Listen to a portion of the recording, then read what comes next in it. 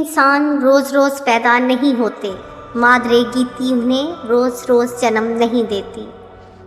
ایسے انسانوں کے لیے مدتوں منتظر رہنا پڑتا ہے اور ان کا فیضان آئندہ نسلوں تک جاری رہتا ہے، اور یہ برگزیدہ ہستیاں زندگی کی راتوں میں ایک روشن ستارے کی مثال بن جاتی ہیں۔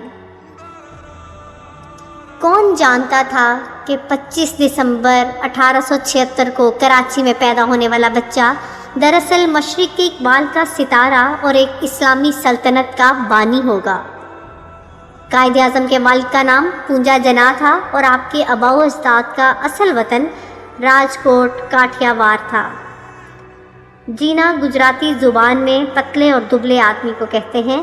قائد اعظم کے والد بزرگوار کا قد لمبا اور جسم پتلا تھا، اسی لیے انہیں جینا کہنے لگے، جو بعد میں جناح بن گیا۔ آپ رحمت اللہ علیہ کے والد ایک تاجر تھے۔ قائد اعظم کا اصل نام محمد علی تھا۔ آپ نے اپنی ابتدائی تعلیم کراچی کے گوگل داس تیج ہائی اسکول سے حاصل کی، پھر میٹرک کا امتحان 1891 کو مشن ہائی اسکول سے پاس کیا۔ آپ رحمت اللہ علیہ بہت ذہین تھے۔ محمد علی کے والد اپنے بیٹے کو اپنے کاروبار میں لگانا چاہتے تھے، مگر تقدیر کا فیصلہ کچھ اور تھا۔ ان کے والد نے اپنے ایک دوست کے مشورہ کو قبول کر لیا اور اپنے ہونہار بیٹے کو کاروبار میں شریک نہ کیا اور قانون کی اعلیٰ تعلیم کے لیے انگلستان بھیج دیا۔ نوعمر محمد علی نے انگلستان تک طویل سفر تنہا طور پر کیا۔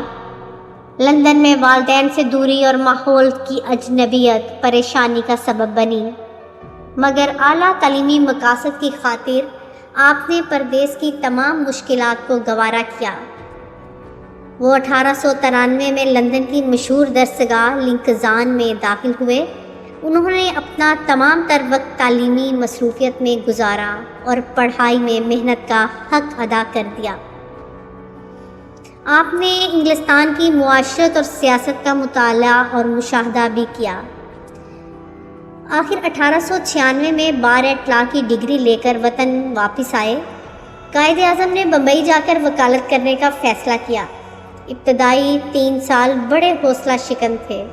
آمدنی کی کوئی صورت پیدا نہ ہوئی تو آپ نے تھوڑے عرصہ کے لیے بطور پریزیڈنسی مجسٹریٹ کی عارضی ملازمت اختیار کر لی، اور استقلال مسلسل نے ان ناکامیوں کو کامیابیوں میں بدل دیا اور آپ کا شمار عظیم قانون دانوں میں ہونے لگا۔ آپ کی کارکردگی سے متاثر ہو کر سرکار نے 1500 روپے ماہوار تنخواہ پیش کی، لیکن آپ نے ہنس کر اسے ٹھکرا دیا اور کہا کہ میں اتنے پیسے روز کمانا چاہتا ہوں، اور آپ نے یہ بات سچ کر دکھائی۔ قائد اعظم کو شروع سے سیاست میں دلچسپی تھی، چنانچہ آپ کانگریس میں شامل ہو گئے اور ہندو مسلم اتحاد کی کوشش کرنے لگے، لیکن آپ نے جلد ہی اس بات کو بھانپ لیا کہ ہندو راج کے لیے حکومت قائم کرنا چاہتے ہیں، تو آپ کانگریس سے علیحدہ ہو گئے اور مسلم لیگ میں شامل ہو گئے۔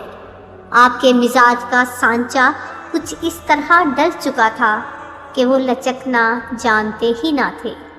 وہ ٹوٹنا جانتے تھے، مڑنا نہیں۔ ناممکن کا لفظ ان کی زبان پر نہ تھا۔ انہوں نے پاکستان کے لیے انتہائی جد و جہد کی۔ ان کی کوششوں میں خلوص تھا اور قائد اعظم کو پاکستان سے بہت محبت تھی۔ آپ جس وقت پاکستان کا نام لیتے، آپ کا چہرہ دمک اٹھتا، ہونٹوں پر فخر آمیز تبسم کھلنے لگتا۔ آپ نے فخریہ انداز میں فرمایا، پاکستان کو خدا نے ہر چیز دے رکھی ہے، زراعت کے وسیع وسائل، معاشی ترقی کے روشن امکانات، ملک کو صنعتی بنانے کے ذرائع، ہر چیز پاکستان میں موجود ہے۔ قدرت کی فیاضی نے اس ملک کو دولت سے مالا مال کر رکھا ہے، لیکن محنت، خلوص اور دیانتداری کی ضرورت ہے۔ ایک دفعہ آپ نے طلباء سے خطاب کرتے ہوئے فرمایا، پاکستان کو اپنے جوانوں اور خاص طور پر طلباء پر فخر ہے، جو آزمائش اور ضرورت کے وقت ہمیشہ سب سے آگے ہیں۔ آپ کی سب سے بڑی خواہش یہی تھی کہ یہ اتحاد ہمیشہ قائم رہے۔ آپ کو پنجابی، سندھی یا بلوچی کہلانے سے چڑ تھی۔ آپ سب کو یکجان دیکھنا چاہتے تھے۔ آپ سب کو مسلمان اور پاکستانی دیکھنا چاہتے تھے۔ قائد اعظم صحیح معنوں میں عظیم انسان تھے۔ ان کے دبلے پتلے جسم میں ایک ایسا دل تھا جو استقلال اور عزم سے لبریز تھا۔ آپ جب شروع میں انگلستان گئے تو آپ کے خاندان کی ایک بڑھیا رونے لگ گئی کہ قائد اعظم دور جا رہے ہیں۔ اس وقت قائد اعظم نے جواب دیا، بی بی بے حوصلہ کیوں ہوتی ہو؟ میں وہاں سے عظیم انسان بن کر آؤں گا، مجھ پر میرا ملک فخر کرے گا۔ آپ میں جذبہ حب الوطنی کوٹ کوٹ کر بھرا ہوا تھا۔ آپ نے فرمایا، خدا کی قسم، جب تک ہمارے دشمن ہمیں اٹھا کر بحیرہ عرب میں نہ پھینک دیں، ہم ہار نہ مانیں گے۔ پاکستان کی حفاظت کے لیے میں تنہا لڑوں گا، اس وقت تک لڑوں گا جب تک میرے ہاتھوں میں سخت اور جسم میں خون کا ایک قطرہ بھی موجود ہے۔ قائد اعظم نے پاکستان کے لیے بہت سی کوششیں کی اور ہر وقت کا مقابلہ اور ہر آفت کا مقابلہ بہادری سے کیا۔ 23 مارچ 1940 کو لاہور میں قائد اعظم کی قیادت میں ایک سالانہ جلسہ ہوا۔ وہاں مسلمانوں نے علیحدہ ملک کا مطالبہ کیا جس کا نام پاکستان ہو۔ انگریزوں اور ہندوؤں نے اس کی سخت مخالفت کی، مگر اللہ تعالیٰ کی مہربانی اور قائد اعظم کی انتھک کوششوں اور باہمی اتفاق کی وجہ سے، چونکہ مسلمان بیدار ہو چکے تھے اور اپنے مطالبہ سے ہٹنے کے لیے تیار نہ تھے، لہٰذا 14 اگست 1947 کو پاکستان معرض وجود میں آیا۔ آپ رحمۃ اللہ علیہ جب پاکستان کے لیے جدوجہد کر رہے تھے تو آپ کے بہت سے دشمن ہو گئے، تو مسلمانوں نے آپ کی حفاظت کے لیے ایک دستہ مقرر کرنا چاہا، لیکن آپ نے پسند نہیں فرمایا اور کہا، کوئی ضرورت نہیں، میرا خدا میری حفاظت کرے گا۔ آپ نے پاکستان کے لیے دن رات ایک کر دیا، جس کی وجہ سے آپ کی صحت خراب ہو گئی۔ جب آپ موت و حیات کی کشمکش میں تھے تو آپ کو کراچی لایا گیا۔ آپ اتنے کمزور ہو گئے تھے کہ ایک دفعہ آنکھ بند کر کے دوبارہ کھولنے کی سکت نہ تھی۔ آپ کو جب اسٹریچر پر جہاز سے باہر لایا گیا تو فوج نے سلامی دے دی تو آپ نے اپنا ہاتھ اٹھا دیا۔